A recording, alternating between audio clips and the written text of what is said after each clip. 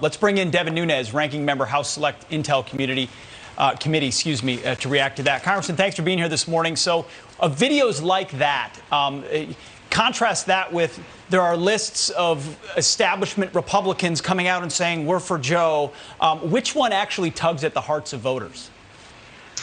Well, when you look at the Never Trump movement, that's a failed movement. That's being supported by left-wing activists, billionaire donors that are funding that whole movement. Yep. The truth is that this president has the largest support amongst Republicans in the history of the Republican Party. That's just a fact. And he's opening up the tent. I think the biggest thing that I found throughout the 4 days is the president actually, not only has he performed on the commitments that he made to America, but every Republican always says, look, we're going to go into the inner cities. We're going to try to do something with the African-American community. This president has actually done it.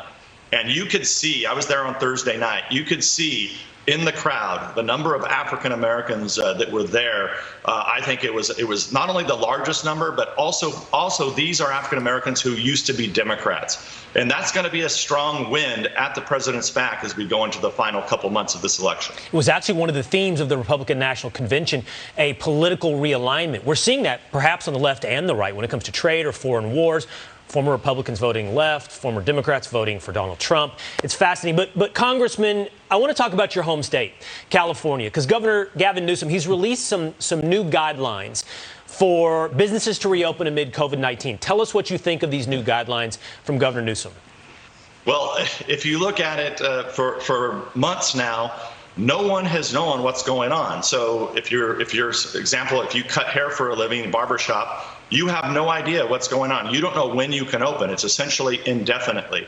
If you've had a restaurant in many of the counties, you had to basically use your parking lot to go and eat outside. You could not actually walk into the restaurant. And people kept asking, okay, look, we know that COVID's continuing. It's a virus, but we're learning how to treat it. People are getting better. But I had business owners and everyday people continue to ask me, well, when do I get to open? At what point? Do we have to get to 0 people that have COVID in this country before we get to open? Finally, I think the pressure built enough to where the governor of this one-party controlled state that I live in, so he came out with what I call, it's like a coloring book. So now we're playing with colors. It still makes no sense whatsoever. Like, why do you just say, 25% of the restaurant can be filled? Well, where the hell did that number come from? Why is that? And of course, you guys know the story, how they've continued to pick winners and losers. Yes. The governor, the Democrat governor of the state, is afraid of the mayor of San Diego. So he never really shut the beaches down in San Diego because he knows that that's a Republican who's going to run against him. But yet, in Orange County and other places, it was shut down. It just makes no sense. And I think the people here are getting fed up with it. Yeah, Congressman, it seems so arbitrary what gets allowed to reopen, what doesn't.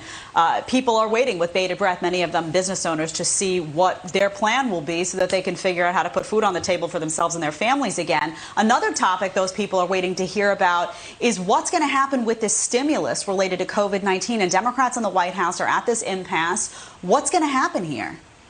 Well, first of all, we have to actually go back to Washington to vote on something other than conspiracies. People forgot a week ago we went back to Washington. Why? Because supposedly Donald Trump was removing mailboxes in the middle of the night so that people couldn't vote.